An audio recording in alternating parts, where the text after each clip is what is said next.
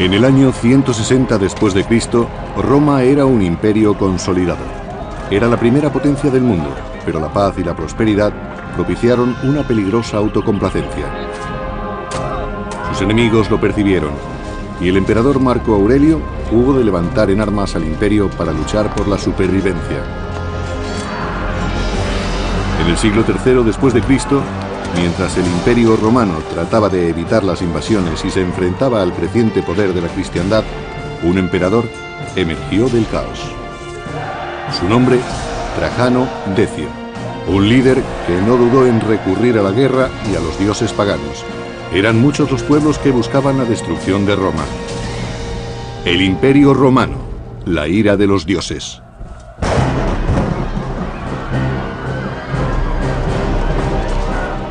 A mediados del siglo III después de Cristo, Roma estaba inmersa en una gran crisis. Los bárbaros atacaban las débiles fronteras y casi todo el imperio se encontraba en guerra.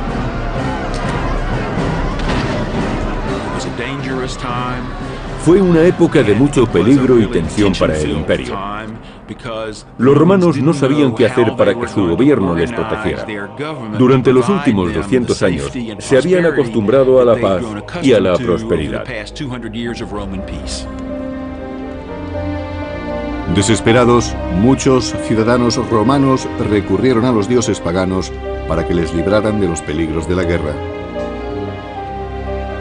Pero muchos otros encontraron el consuelo en una nueva religión, el cristianismo. A mediados del siglo III, el cristianismo era la religión que más rápidamente se extendía por el Imperio Romano. Todavía no contaba con muchos fieles, solo unos cientos de miles, pero era la religión que más se hacía sentir. Los nuevos creyentes renunciaban a sus antiguos dioses mediante una ceremonia. Se describe en un catecismo del siglo II. Bautizad en agua viva. Pero si no tenéis agua viva, entonces bautizad con otra agua. Y si no podéis hacerlo en el frío, hacedlo en el calor. En el nombre del Padre, del Hijo y del Espíritu Santo. En este ritual de purificación, los romanos nacían de nuevo.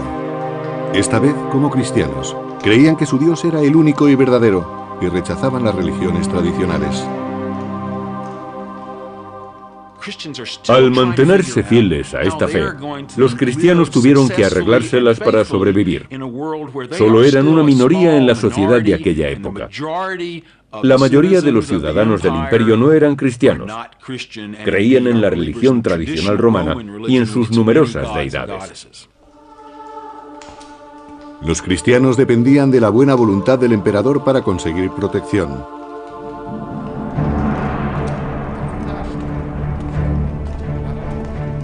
En el año 248 después de Cristo, Filipo era el emperador de Roma. Fue uno de los líderes más tolerantes, pues recibió en palacio a muchos jefes cristianos. Filipo no era demasiado fiel a las tradiciones y dialogaba con personas muy diversas, incluso con los cristianos, aunque sabemos que él no lo era. Filipo no manifestaba un interés especial por la nueva religión, pero su general de confianza, Trajano Decio, la rechazaba radicalmente. La característica más destacable de la personalidad de Decio es que era extremadamente tradicional. Era un pagano convencido y tenía una visión casi mística de los valores romanos. Por eso rechazaba cualquier cosa que se considerase contraria a las costumbres romanas, pues las consideraba un grave peligro.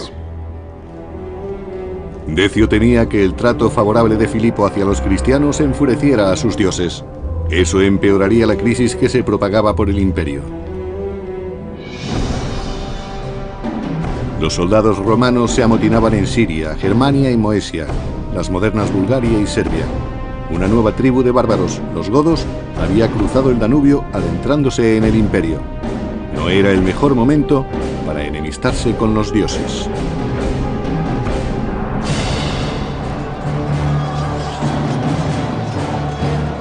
Los godos invadieron el suelo romano. Tiberio Claudio Pacatiano dirigía las legiones imperiales que tuvieron que defender el imperio contra el nuevo enemigo.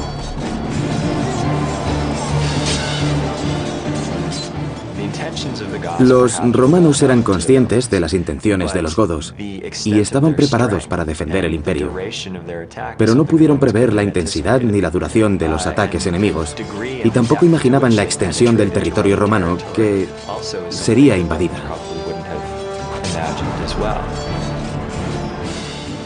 No sabemos mucho de los godos durante este periodo, pero sí que la región al norte del Danubio les sirvió para lanzar incursiones rápidas contra el imperio. Pacatiano pudo contener a los godos y durante un tiempo aseguró las fronteras del imperio. En aquellos momentos, el ejército de Roma era tan poderoso como siempre lo había sido, y estaba preparado para enfrentarse a los pueblos bárbaros.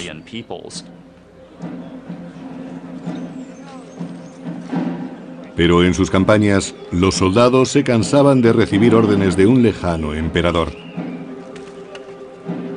y prefirieron elegir el suyo propio, Pacatiano, para que sustituyese a Filipo en Roma. Pacatiano se convirtió así en un personaje abyecto de la escena política, el usurpador. El usurpador es alguien que se convierte en emperador por medios ilícitos, o que accede al trono apoyado por el ejército. Al fin y al cabo, era el ejército el que nombraba y deponía a los emperadores. El Senado romano se limitaba a legitimar al emperador, reconociendo su derecho a gobernar. Pero sin la ayuda de los soldados, el emperador no podía durar mucho. Como usurpador, Pacatiano era consciente de que solo tenía el apoyo de las legiones. Era lo único que podía llevarle a ocupar el trono de Roma.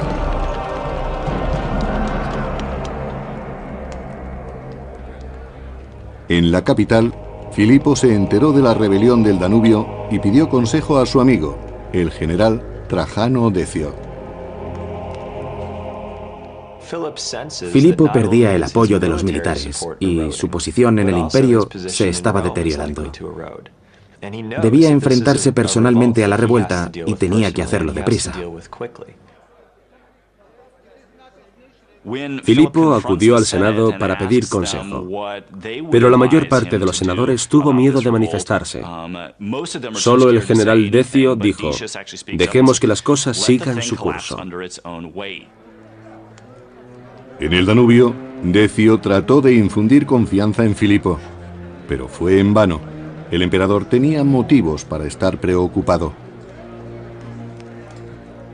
Filipo estaba intranquilo. Las legiones de Pacatiano, situadas al norte del Danubio, contaban con los soldados más duros y experimentados del Imperio Romano, y también con los mejores jefes. Filipo era consciente de la influencia de Pacatiano. Representaba una gran amenaza para él. El emperador Filipo confiaba plenamente en su general, Decio, y le mandó que atravesara los Alpes para llegar a Moesia. Esperaba que sofocase la sublevación.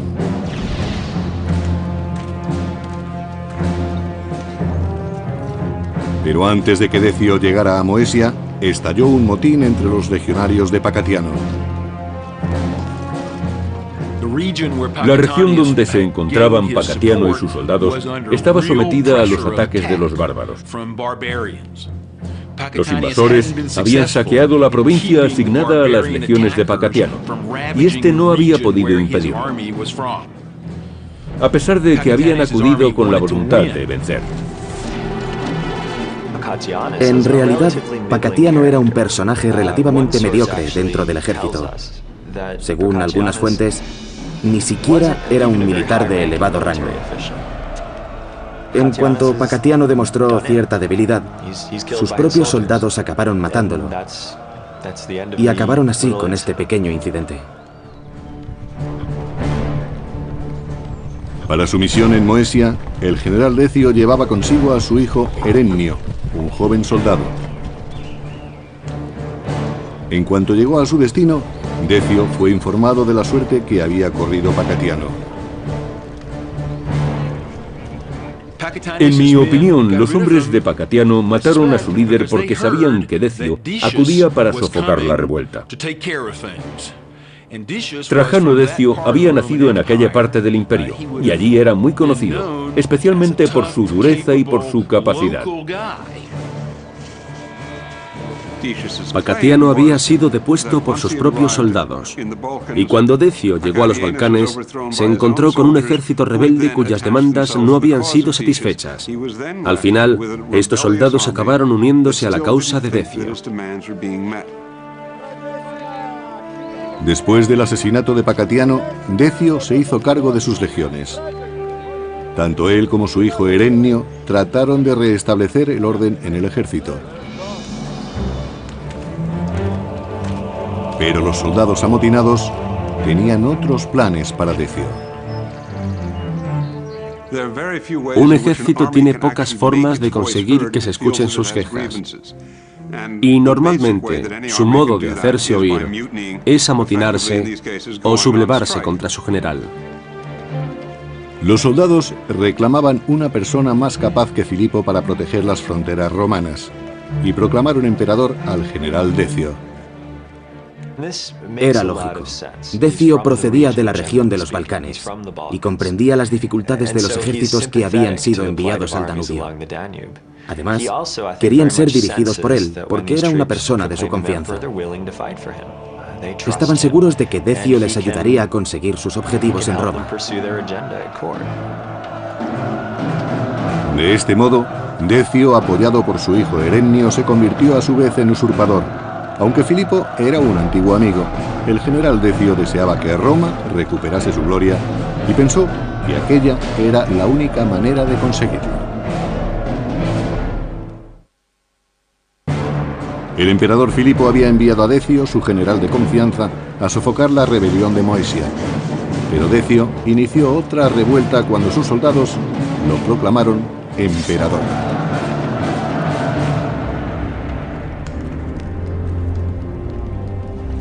En Roma, el emperador Filipo era completamente ajeno a la traición de Decio y aguardaba que le comunicaran el final de la rebelión de Pacatiano. Filipo empezó a preocuparse cuando supo que Decio había sido proclamado emperador por las legiones del Danubio y comprendió que tenía que salir al paso de Decio cuando éste marchara hacia la península itálica. No podía quedarse en Roma si quería seguir siendo emperador. Dolido ante aquella traición, Filipo tendría que enfrentarse a su antiguo amigo y aliado. Y ordenó a las legiones que aún le eran fieles que se prepararan para el combate. Filipo partió de Roma con sus tropas para detener a Decio en Verona. El ejército rebelde venía de Moesia atravesando los Alpes.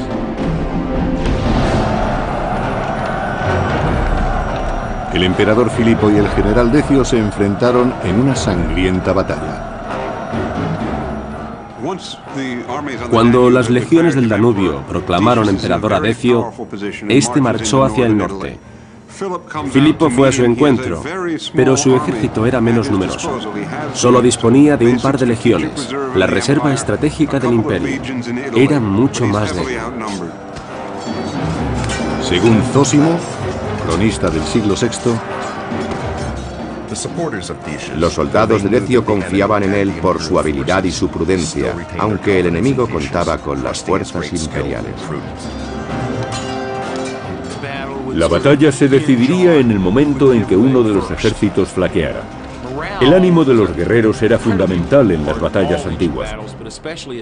Cuando se disponía de pocos soldados, o estos tenían poca experiencia, las legiones podían sucumbir y dejarse llevar por el pánico y la desesperación. El pánico era el auténtico enemigo en el campo de batalla. Si un ejército perdía la moral y la cohesión y empezaba a huir, acababa siendo derrotado. Los soldados que escapaban dominados por el miedo eran capturados fácilmente.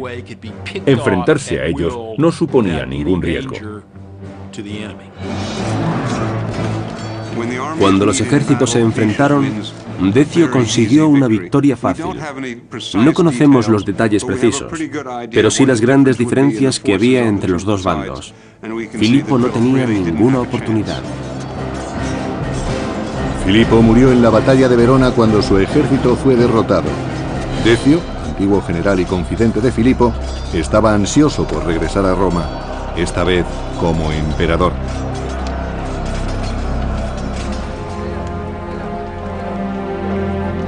De vuelta a la capital, Decio y su hijo Herennio fueron recibidos por el Senado, que legitimó su cargo.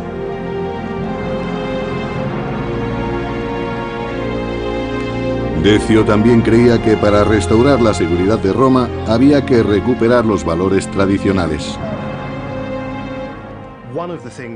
Igual que les ocurría a otros muchos dirigentes, Decio pensaba que debían recuperarse las tradiciones y la religión pagana. Así regresaría a la gloria.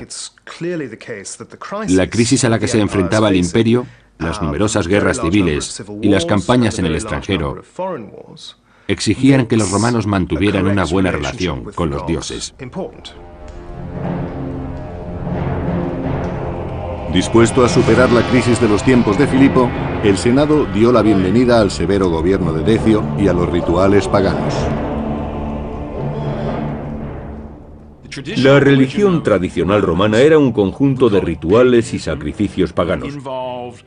Y no adoraban a un solo dios, sino a las antiguas deidades de la mitología. Los romanos creían que los dioses los abandonarían si no mostraban respeto hacia ellos. Tenían que sacrificar animales para que su carne y su sangre les trajeran nueva vida. Pero los dioses debían de haberlos abandonado, pues Roma sufría los ataques de los bárbaros en casi todas sus fronteras. Se considera que el siglo III fue un periodo de crisis para Roma. El imperio ya no era la potencia de hacía unos años. Y el momento en que Decio accedió al poder era precisamente el peor de aquella crisis. Las fronteras seguían siendo una zona muy inestable. Los godos causaban estragos en las tierras fronterizas donde estaban derrotando a las legiones romanas. En las batallas antiguas era difícil combatir y el ruido era terrible. Era muy importante no salirse de la formación, porque cuando ésta se rompía, resultaba más difícil defenderse a uno mismo y a los de al lado. Si eso ocurría, el enemigo ganaba terreno y el combate podía convertirse en una masacre. Mientras, en las fronteras, ciertos pueblos trataban de invadir el imperio. Eran pueblos que hasta entonces se habían sometido al poder de Roma. Y los motivos de su rebelión todavía no se conocen con seguridad. Si no se ponía remedio, las fronteras del imperio se hundirían.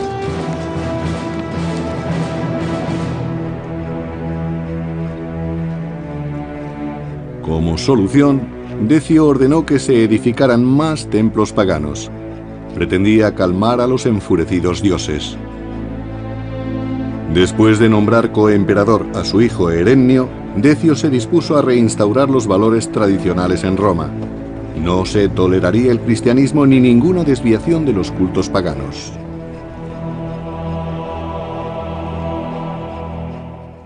Los romanos creían profundamente en el poder del pasado. Por eso Decio quiso realizar reformas religiosas y recuperar las tradiciones. Debían comportarse como en otros tiempos. Si siempre habían hecho sacrificios, ahora volverían a hacerlos. El edicto de Decio recogía las normas que debían seguir los ciudadanos romanos y, según una de ellas, todos acudirían a los templos para ofrecer sacrificios a los dioses. La religión romana tradicional se manifestaba principalmente por medio de unos rituales. Y se trataba de unos rituales muy sangrientos, en los que se ofrecía la vida y la muerte. Para mostrar respeto hacia los dioses y compartir con ellos la esencia de la vida, había que matar un animal y después cocinarlo. Desde el punto de vista de los romanos, los sacrificios eran un ritual imprescindible. Así mostraban su devoción a los dioses y estaban en paz con ellos. El emperador Decio exigió que todos los romanos participaran en los ritos, independientemente de su religión. Todas las personas que realizaran un sacrificio obtendrían un certificado. Y para que nadie escapara, Decio utilizó el sistema de recaudación de impuestos. Así se aseguraba de que todos realizaran sus sacrificios delante de testigos. Aquel que no tuviera el certificado del sacrificio se arriesgaba a ir a prisión o incluso a la pena de muerte. Eso era un problema muy grave para los cristianos. ¿Qué les ocurriría si se negaban a hacer el sacrificio? Aquello suponía desobedecer una orden directa del emperador. A los ciudadanos de Roma, cristianos o paganos, les aguardaba un futuro incierto.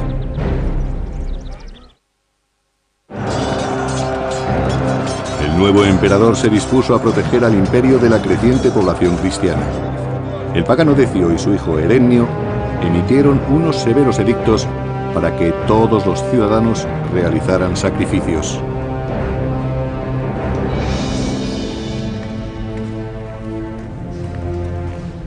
El emperador Decio decretó que todos los cristianos debían ofrecer sacrificios a los dioses paganos, aunque su religión se lo prohibiera.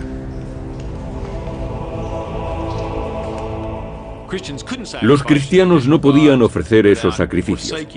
Era un pecado contra su religión y los condenaba al fuego eterno. Sin el certificado de los sacrificios, serían torturados o condenados a muerte. Los cristianos se enfrentaban a una elección imposible entre el emperador y su religión. No podían ser creyentes y ofrecer un sacrificio a lo que consideraban demonios. Pero hubo cristianos que encontraron el modo de salir airosos. Algunos obtuvieron el certificado mediante sobornos y otros realizaron el sacrificio. Esperaban que Dios les perdonara su pecado en tiempos tan difíciles.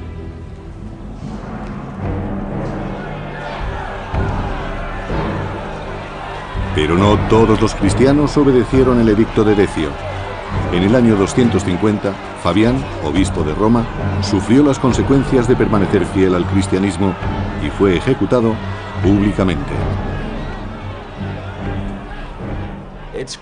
Posiblemente Decio no comprendía que los cristianos no podían obedecerle, pues no conocían su religión. Exigió que todos los ciudadanos romanos realizaran sacrificios, y los cristianos no estaban excluidos. Pero la pena por no realizar los sacrificios era muy severa. En muchos casos el castigo era la muerte.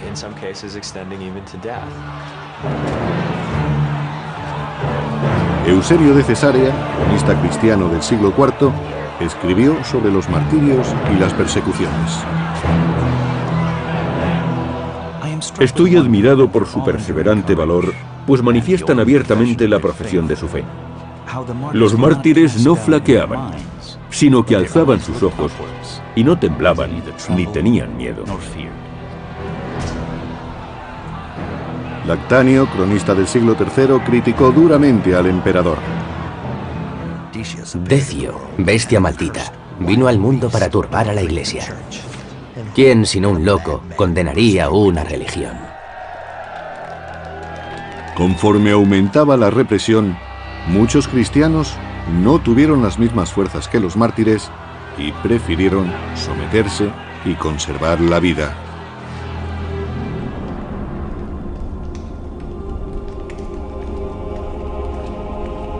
Pero en el año 250 después de Cristo, nadie quedó a salvo de los furiosos dioses. En poco tiempo, una peste mortal e incontrolable asoló el imperio. No sabemos mucho sobre aquella peste. No se sabe de qué clase era, si era la peste bubónica u otra diferente. Ni siquiera los inocentes pudieron escapar del azote de la terrible plaga.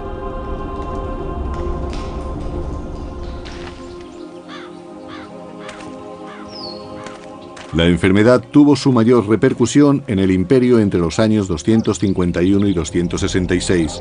Solo en la ciudad de Roma, miles de personas morían cada día. No disponían de los medicamentos adecuados, solo de algunas plantas. Las cebollas tienen un efecto antibiótico suave, pero ante las plagas, especialmente si eran víricas, no había defensa. Se podía estar sano y morir en cuestión de horas. Ni siquiera el emperador podía detener a este despiadado enemigo.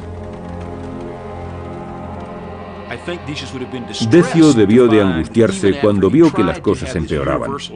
Habían realizado muchísimos sacrificios y la peste seguía azotando irremediablemente a la población.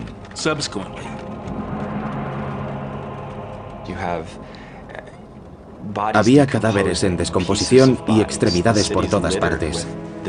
Las ciudades estaban repletas de muertos. Los que seguían vivos estaban desesperados. No sabían qué sería de ellos ni del imperio, ni cuál era la causa de sus penalidades.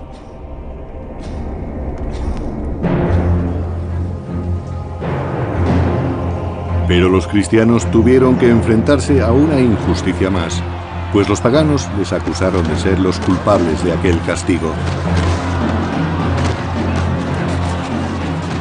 Naturalmente, necesitaban encontrar culpables, y lo más fácil era acusar a los cristianos. Es muy posible que las persecuciones se intensificaran a causa de la peste.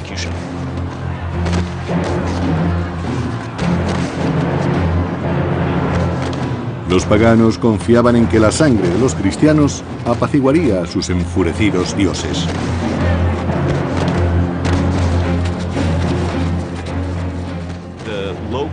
Los romanos decidieron volverse contra los ciudadanos que no seguían las tradiciones, y literalmente los mataron uno tras otro. Los perseguían por todos los territorios del imperio, y cuando los encontraban, los llevaban a juicio y los ejecutaban. Las persecuciones debilitaron muchas comunidades cristianas. Incluso la comunidad de Éfeso, en la moderna Turquía, fue testigo de esta violencia desproporcionada. Según relata el cronista del siglo XIII, Jacobo de Vorágine, cuando Decio llegó a Éfeso, ordenó a los cristianos que hicieran sacrificios. De lo contrario, serían condenados a muerte.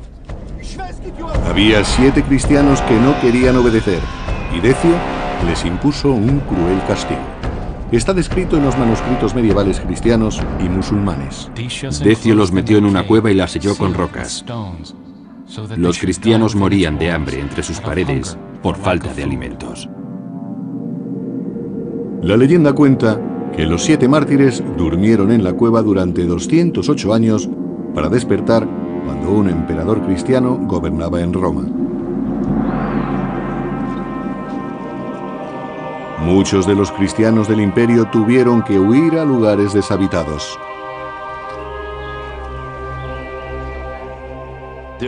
Hubo personas que intentaron escapar del martirio mediante la huida. Esa medida no estaba mal vista por la Iglesia, que nunca animó a sus fieles a que se convirtieran en mártires. Si querían conservar la vida para que la comunidad cristiana no pereciera, era lógico que trataran de escapar al campo. Pero en la zona de las fronteras, estos desafortunados fugitivos eran buscados y apresados por las tribus bárbaras. El ejército no podía ofrecer protección a todos los ciudadanos. Y cuando alguien abandonaba su comunidad, estaba expuesto a muchos más peligros. Por supuesto, no podían llamar y denunciar las agresiones. Supongo que los cristianos sufrieron mucho. Habían huido de la persecución y ahora corrían peligro en las fronteras.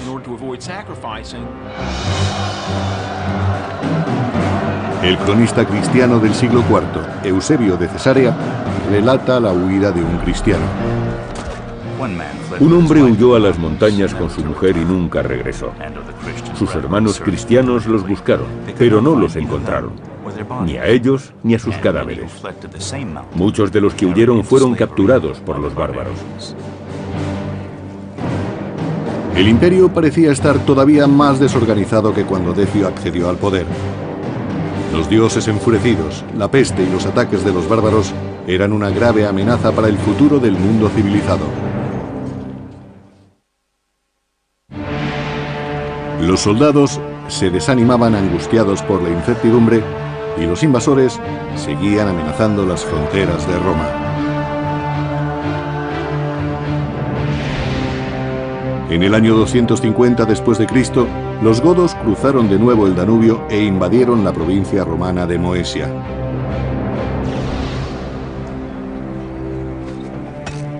Los godos estaban dirigidos por un caudillo muy enérgico, Niba, que contaba con la lealtad de su tribu.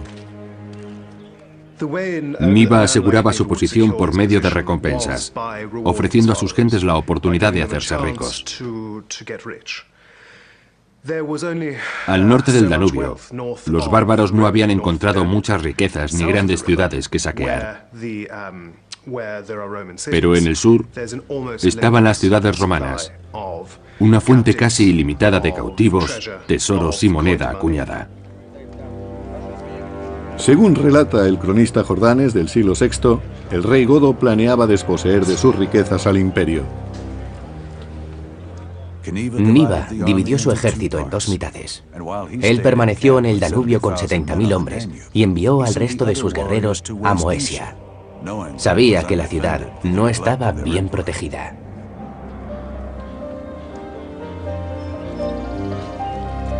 En Moesia, los ciudadanos romanos no estaban prevenidos y fueron sorprendidos por el violento ataque de los godos. Las tribus bárbaras se dedicaron al saqueo y a la captura de esclavos. Y los romanos enseguida se dieron cuenta de que los invasores contaban con un ejército fuerte y organizado. Se llevaban todo lo que encontraban y destruían lo que no podían llevarse consigo. Además, los godos aprovecharon una gran ventaja. Disponían de un excelente sistema de carreteras a lo largo del Danubio. Estas conducían a las ciudades y los bárbaros pudieron saquearlas fácilmente y llevarse el botín al norte. Los godos estaban dentro de las fronteras imperiales. Las legiones debían darse prisa en detenerlos antes de que llegaran al corazón de Roma. El emperador Decio se preparó para la batalla. No quería correr riesgos y planeó cuidadosamente el ataque contra los godos. Su hijo mayor, Herennio, lo acompañaría a Moesia, y el más joven, Hostiliano, se quedaría en Roma. Hostiliano era un niño y se quedó en Roma con su madre. La razón era obvia. Si en la capital se requería la presencia de una figura imperial, Hostiliano podía representar a su padre. Aquella era la única forma de asegurar la autoridad de Decio en todo el imperio.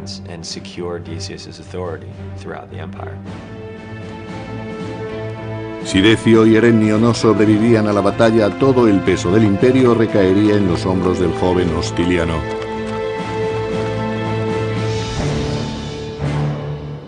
Decio y su hijo se dirigieron al este para enfrentarse a Niba y a los godos.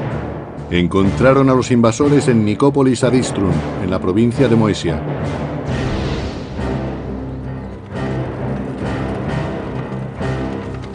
En las afueras de Nicópolis, el rey Niba y sus guerreros se preparaban para sitiar la ciudad romana.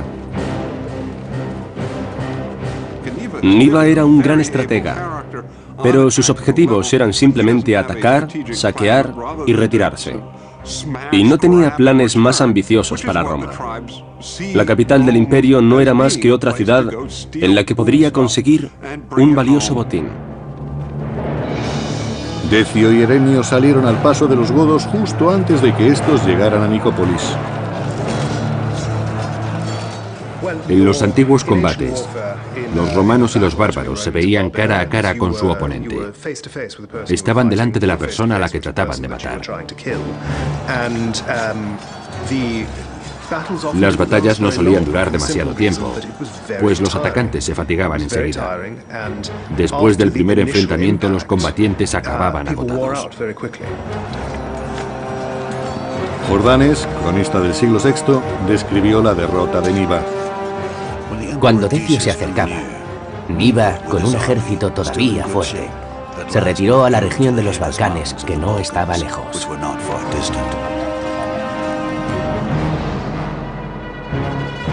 Pero los godos no siguieron retrocediendo. Se quedaron en Filipópolis, una ciudad de Tracia.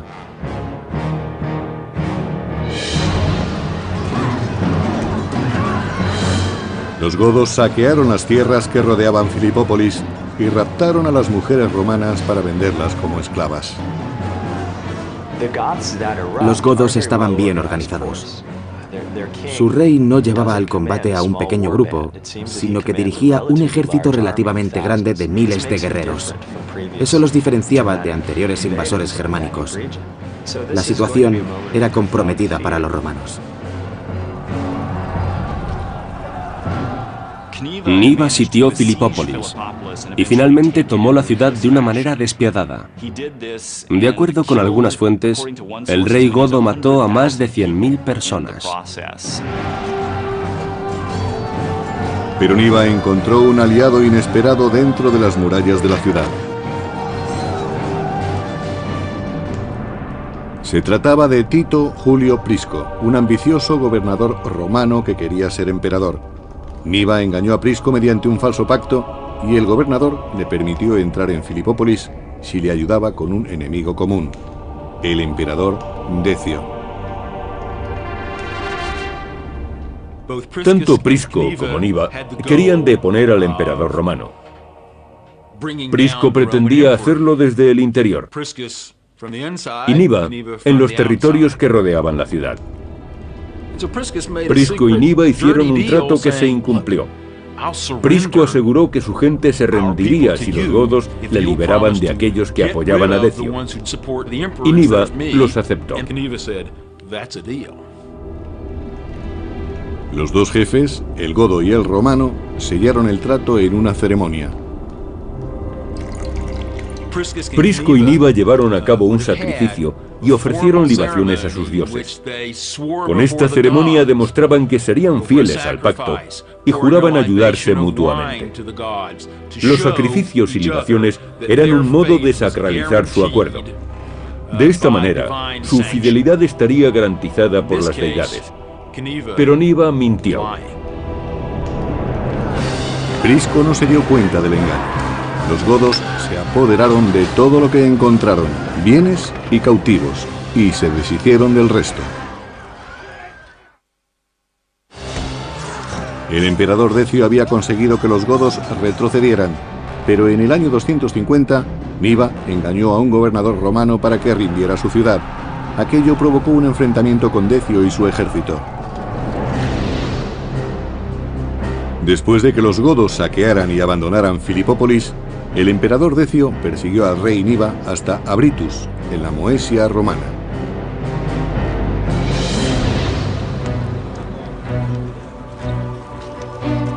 En las afueras de Abritus, Decio, su hijo Erenio y el sacerdote de la legión utilizaron el único recurso que les quedaba para vencer, sus dioses paganos.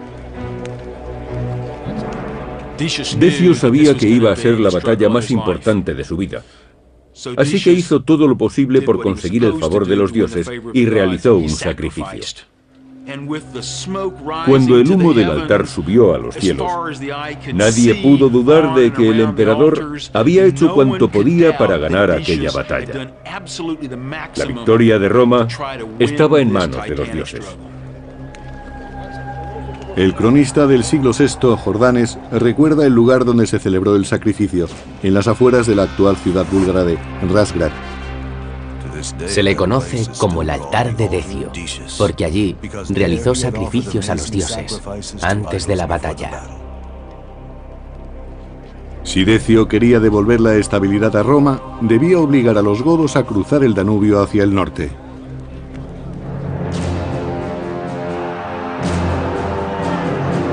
En el año 251 después de Cristo, el ejército de Decio se enfrentó a los godos en la batalla de Abritus. El terreno era húmedo y muy complicado para el ejército romano, que fue derrotado por los bárbaros. Supongo que Decio creía que iba a acabar con Niba. Pero en cambio Niba lo sorprendió, pues había guerreros ocultos en las marismas. Después le sobrepasó en las maniobras, pues luchaban en un campo de batalla al que no estaban acostumbrados los legionarios romanos. Los godos superaron muy pronto al ejército de Decio. El cronista del siglo VI, Jordanes, nos recuerda la gran derrota del emperador.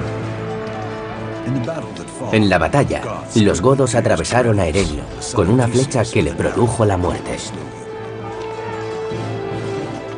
Su hijo, Erenio Etrusco, fue alcanzado por una flecha y murió en el campo de batalla. Sin embargo, Decio no flaqueó en ningún momento. Por el contrario, dijo que no debían temer, que la pérdida de un soldado no disminuía la fuerza del imperio. Intentó no hundirse tras la pérdida de su hijo. Decio desmontó de su caballo y se dispuso a combatir, pero esta vez sus dioses no podrían salvarle. Según Zósimo, erudito bizantino del siglo VI, las armas de los bárbaros cayeron sobre Decio y su ejército, y ningún soldado pudo escapar vivo. Así acabó la vida del excelente emperador Decio.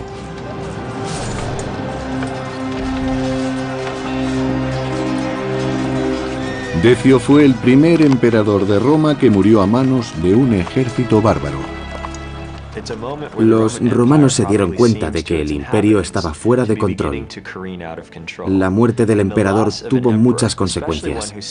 Además, no se trataba de un emperador cualquiera. Decio fue uno de los dirigentes más capaces de Roma. Por primera vez en mucho tiempo, los romanos habían dejado de sentirse seguros frente a otros pueblos. Según algunas fuentes, nunca se encontró el cuerpo del emperador. Lactanio, cronista cristiano del siglo IV, describe el final de Decio.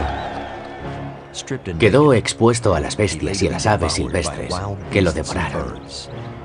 Un final apropiado para un enemigo de Dios.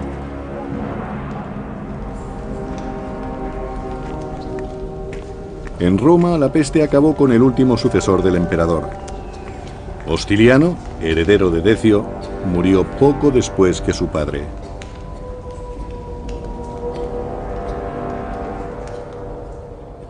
La muerte del emperador y de su hijo eran señal de que los romanos habían perdido el favor de los dioses. Los ciudadanos del imperio debían de estar angustiados, pues ya no sabrían cómo agradar a sus dioses. Con la muerte del emperador Decio y de sus dos hijos, la crisis empeoró aún más. Los bárbaros se levantaron en las Galias y siguieron atacando la frontera norte del imperio. Y por el este, los invasores se asentaron en suelo romano.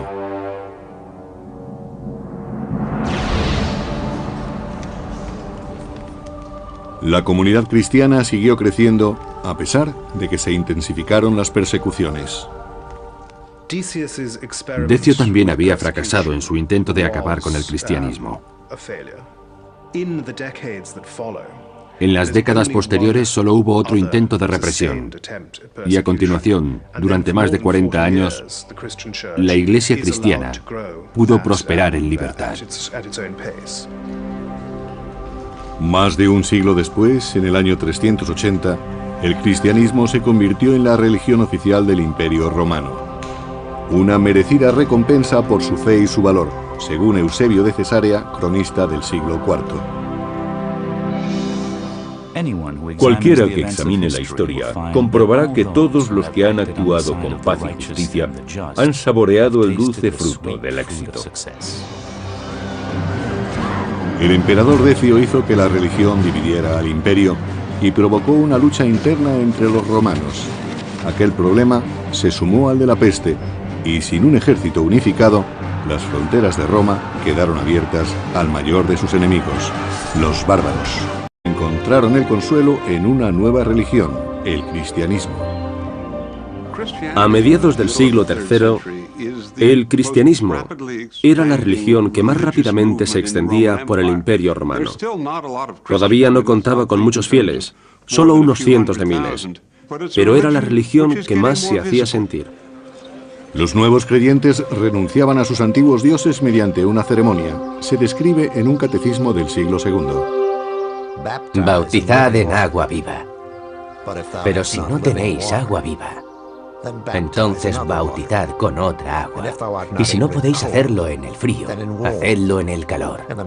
En el nombre del Padre, del Hijo y del Espíritu Santo. En este ritual de purificación, los romanos nacieron.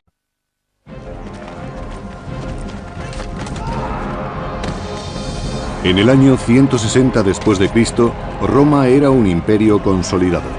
Era la primera potencia del mundo, pero la paz y la prosperidad propiciaron una peligrosa autocomplacencia. Sus enemigos lo percibieron, y el emperador Marco Aurelio hubo de levantar en armas al imperio para luchar por la supervivencia. En el siglo III después de Cristo, mientras el Imperio Romano trataba de evitar las invasiones y se enfrentaba al creciente poder de la cristiandad, un emperador emergió del caos. Su nombre, Trajano Decio, un líder que no dudó en recurrir a la guerra y a los dioses paganos. Eran muchos los pueblos que buscaban la destrucción de Roma. El Imperio Romano, la ira de los dioses.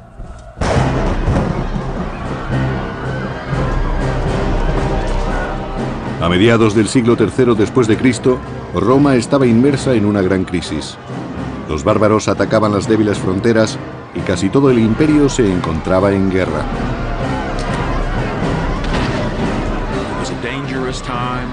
Fue una época de mucho peligro y tensión para el imperio. Los romanos no sabían qué hacer para que su gobierno les protegiera. Durante los últimos 200 años se habían acostumbrado a la paz y a la prosperidad. Desesperados, muchos ciudadanos romanos recurrieron a los dioses paganos para que les libraran de los peligros de la guerra. Pero muchos otros creían de nuevo, esta vez como cristianos. Creían que su Dios era el único y verdadero y rechazaban las religiones tradicionales.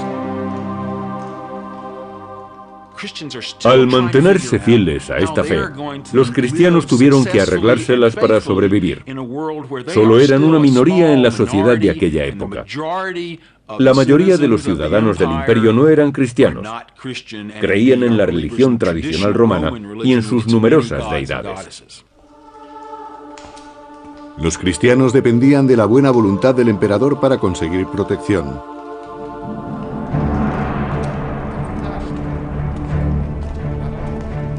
En el año 248 después de Cristo, Filipo era el emperador de Roma.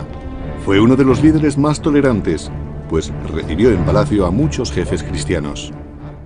Filipo no era demasiado fiel a las tradiciones y dialogaba con personas muy diversas, incluso con los cristianos, aunque sabemos que él no lo era.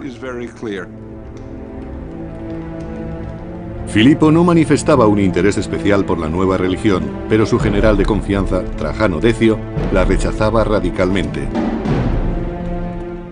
La característica más destacable de la personalidad de Decio es que era extremadamente tradicional. Era un pagano convencido y tenía una visión casi mística de los valores romanos. Por eso rechazaba cualquier cosa que se considerase contraria a las costumbres romanas, pues las consideraba un grave peligro. Decio tenía que el trato